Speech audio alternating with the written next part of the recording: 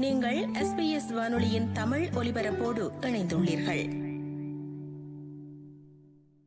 வணக்கம் தாமு அவர்களே. வணக்கம் திரு ரைசல் அவர்களே. திரைப்பட நடிகர் நடிகைகள் அரசியல் கனவு காண்பது இப்போதெல்லாம் சகஜமான ஒன்று.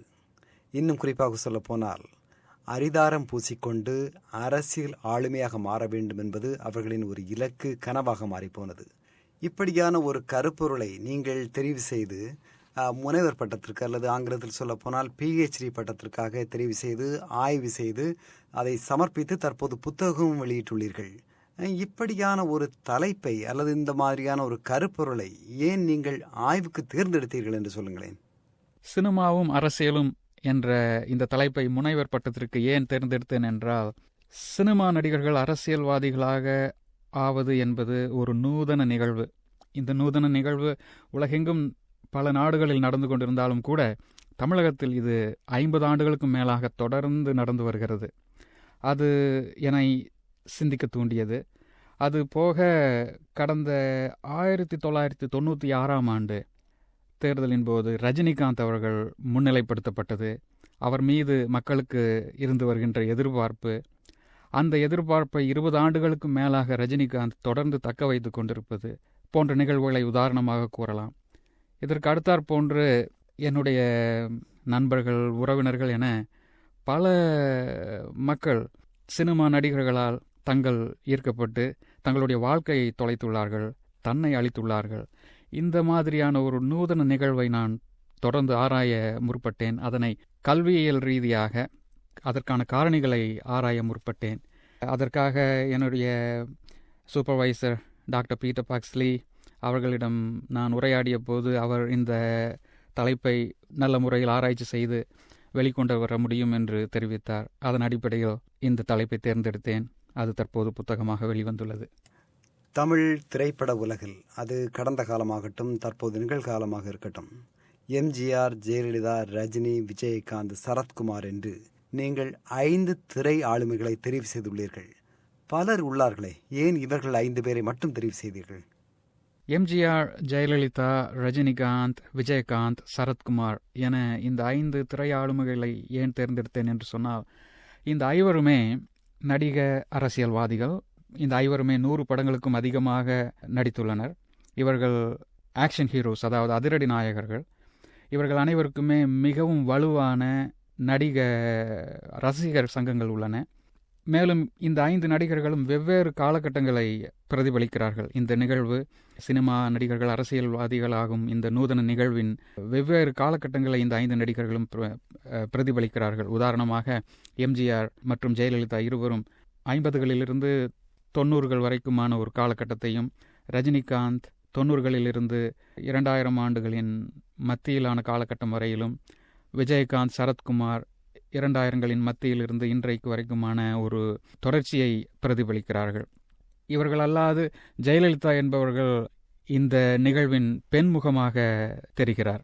ரஜினிகாந்த் நேரடியாக அரசியலில் ஈடுபடாவிட்டாலும் கூட அவருடைய அரசியல் செல்வாக்கு தொடர்ந்து ஒரு விவாத பொருளாகவே இருந்து வருகிறது. எனவே இந்த 5 நடிகர்களை தேர்ந்தெடுத்தேன். பொதுவாகவே வெளிநாட்டுக்காரர்கள் எல்லாம் இந்திய சினிமாவை பாலிவுட் என்றே சொல்கின்றார்கள். ஆனால் உண்மை அதுவல்ல என்று நமக்கு தெரியும் இல்லையா? இந்தியாவில் திரை உலகம் மாநிலத்திற்கு மாநிலம் மாறுபடுகிறது. தமிழ் திரை உலகம் நிச்சயமாக பாலிவுட் கிடையாது. இப்போது தமிழ் திரை உலகை நீங்கள் ஆய்வு செய்த அடிப்படையில் தமிழ் திரை உலகம் பாலிவுட்டிலிருந்து எப்படி மாறுபடுகிறது என்று சொல்லுங்களேன். மிகவும் அற்புதமான கேள்வி இது. மிக சரியாக சொன்னீர்கள்.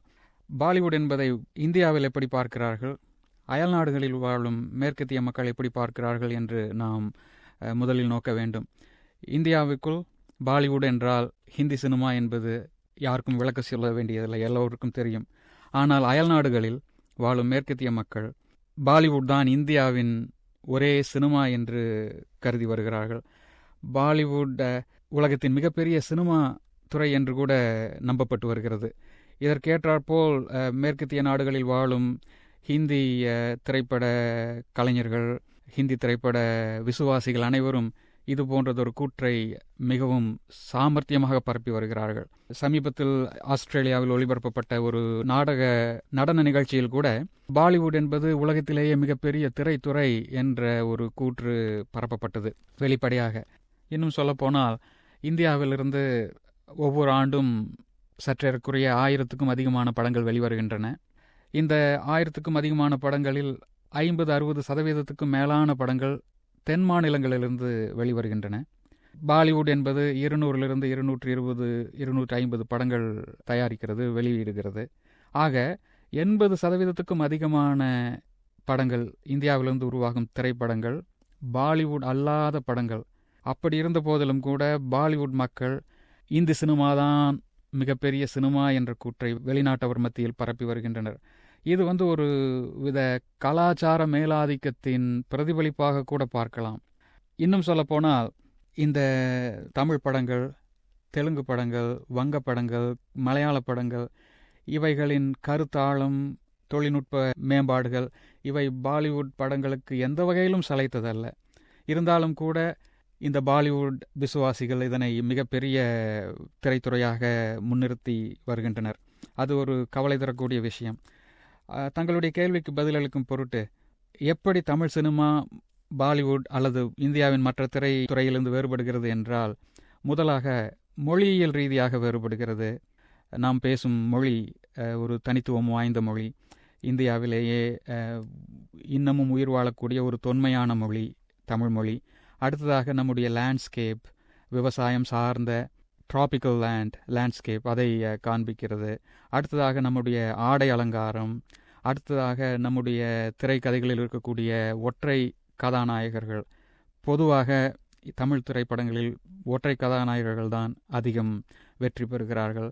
அதற்கு அடுத்தபடியாக தமிழ் திரைப்படங்களில் ஓங்கி ஒலிக்கும் சமூக கருத்துக்கள், இதனை கொள்ளலாம். சமூக கருத்துக்கள் தான் தமிழ் திரைப்படங்களின் மைய சக்தி.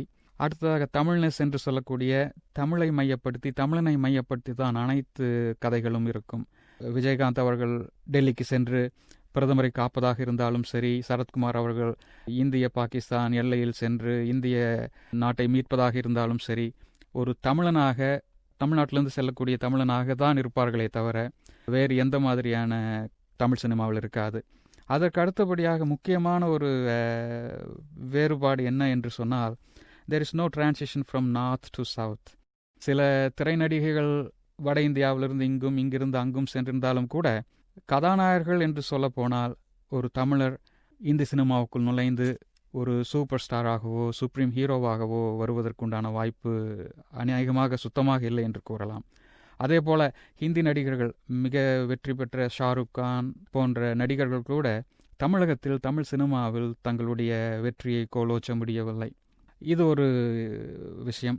அடுத்ததாக நாம் எப்படி பார்க்கலாம் என்றால், எப்படி தமிழ் மக்கள், தென்னிந்தியர்கள் ஹிந்தி திரைப்படங்களில் பிரதிபலிக்கப்படுகிறார்கள் என்பதை நாம் பார்க்க வேண்டும். தென்னிந்திய மக்கள் ஹிந்தி மொழியை மிக சரளமாக பேசினால் கூட அவர்களுடைய உச்சரிப்பு ஒரு நையாண்டிக்குரிய விஷயமாகவே இந்தி திரைப்படங்களில் காட்டப்பட்டு வருகிறது. மேலும் நம்முடைய இங்கு ஆஸ்திரேலியாவில் சொல்வதைப் போல கல்ச்சுரல் கிரிஞ்ச் என்று சொல்லுவார்கள். தன்னுடைய அடையாளத்தை, தன்னுடைய கலாச்சாரத்தை மற்ற கலாச்சாரங்களை ஒப்பிட்டு தாழ்வாக பார்ப்பது, பேசுவது. இங்கே ஆஸ்திரேலியாவில் சொல்லப்படுவதைப் போல ஆஸ்திரேலிய மக்கள் ஆங்கிலத்தை பேசினாலும் கூட அமெரிக்கர்களை ஒப்பீடு செய்து, இங்கிலாந்து நாட்டவர்களை ஒப்பீடு செய்து தங்களை அவர்கள் தாழ்வாக பார்க்கிறார்கள் என்ற அடிப்படையில் உருவாக்கப்பட்ட ஒரு கான்செப்ட் தான் கல்ச்சுரல் கிரிஞ்ச் என்பார்கள். இந்த கான்செப்டை நாம் அப்படியே தமிழ் மக்களுக்கும் அப்ளை செய்யலாம். எப்படி என்று சொன்னால், வடக்கத்திய மக்கள் அழகானவர்கள் என்ற ஒரு கூற்று, சிவந்த தோல் உள்ள மக்கள்தான் சிறப்பானவர்கள் என்ற ஒரு எண்ணம், இது நமக்குள்ளும் ஒரு கல்ச்சுரல் கிரிஞ்ச் என்ற ஒரு தாழ்வு மனப்பான்மையை கொண்டு வருகிறது என்று கூட கூறலாம். இது SBS தமிழ், ஆஸ்திரேலியா முழுவதும் ஒலிக்கும் ஒரே தமிழ் ஒலிபரப்பு. அதில் நாம் சந்தித்து உரையாடிக் கொண்டிருப்பவர் அடலைட் பல்கலைக்கழகத்தில் ஊடகம் குறித்து கல்வி கற்றுத்தரும் முனைவர் தாமு பொங்கியண்ணன் அவர்கள். பிற நாடுகளோடு ஒப்பிட்டால் தமிழக திரைக்களத்திற்கும் அரசியல் களத்திற்கும் என்ன வித்தியாசம் அல்லது ஒற்றுமை இருப்பதாக உங்களுக்கு படுகிறது? பிற நாடுகளோடு ஒப்பிட்டால் தமிழக திரைக்களத்திற்கும் அரசியல் களத்திற்கும் என்ன வித்தியாசம் அல்லது ஒற்றுமை என்று பார்த்தால், திரை நடிகர்கள் போன்ற பிரபலங்கள் அரசியல்வாதிகளாக வருவது என்பது நூதன நிகழ்வு இல்லையா?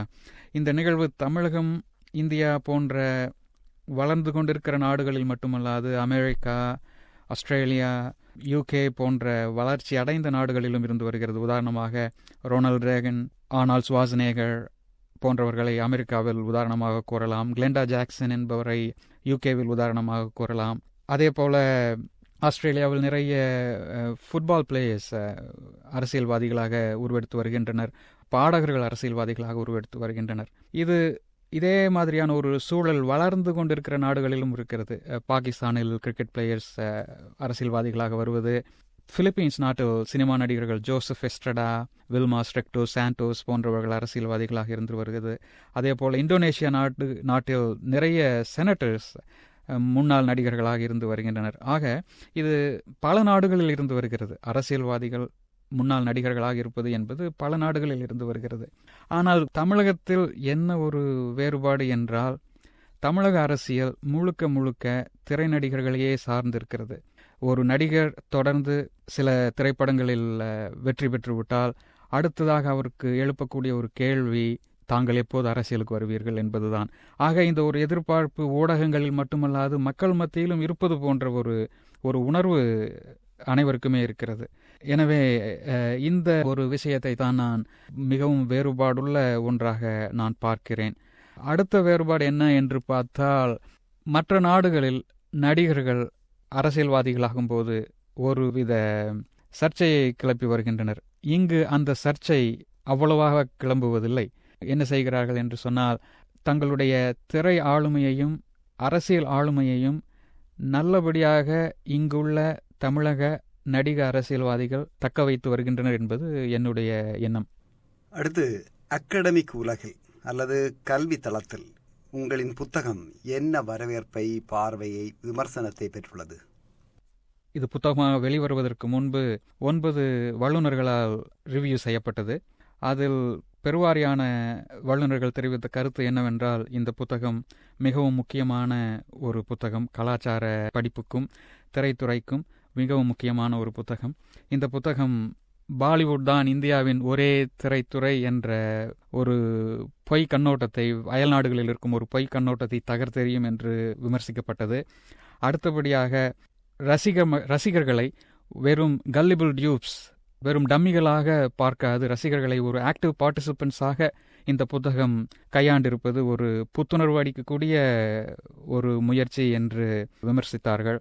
அடுத்தபடியாக இதை ஒரு கிரவுண்ட் பிரேக்கிங் ஸ்டடி என்று குறிப்பிட்டிருந்தார்கள். இந்த புத்தகத்தில் சில கான்செப்ட்ஸை நான் உருவாக்கியுள்ளேன். உதாரணமாக சொல்ல போனால் த பாலிட்டிக்ஸ் ஆஃப் சென்டிமெண்ட் என்று சொல்லக்கூடிய, எப்படி அம்மா சென்டிமெண்ட்டுகள், தாலி சென்டிமெண்ட்டுகள், தங்கை அன்னை சென்டிமெண்ட்டுகள் தமிழ் சினிமாவில் ஒரு முக்கியமான அம்சமாக இருந்து வருகின்றன என்பதை விளக்கும் பொருட்டு ஒரு கான்செப்டை உருவாக்கினேன். அது பரவலாக வரவேற்கப்பட்டது. இது போன்ற விமர்சனங்கள் தொடர்ந்து வந்து கொண்டிருக்கின்றன. பெருவாரியான விமர்சனங்கள் உற்சாகத்தை தரக்கூடியதாக இருக்கிறது.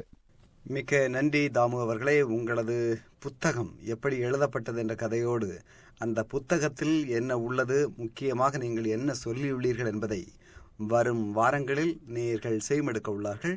அதற்கான அந்த ஸ்கிரிப்டை அல்லது அந்த எழுத்தை தயாரித்து தந்தமைக்கும் இந்த நேர்முகத்தை வழங்கியமைக்கும் உங்களுக்கு மிக்க நன்றி. மிக்க நன்றி திரு ராய்சல் அவர்களே. மிக சிறப்பான கேள்விகள். எமக்கு இந்த வாய்ப்பளித்த SBS வானொலிக்கும் தங்களுக்கும் தொழில்நுட்ப வல்லுநர், அடிலைட் பல்கலைக்கழகத்தின் தொழில்நுட்ப வல்லுநர் திரு ஜிம் எட்சன் அவர்களுக்கும் மிக்க நன்றி. SBS வானொலி செய்திகள், நாட்டு நடப்புகள், எழுச்சியூட்டும் கதைகள் அனைத்தும் உங்கள் மொழியில். பேசி பரிமாறுவோம். sbs.com.au/tamil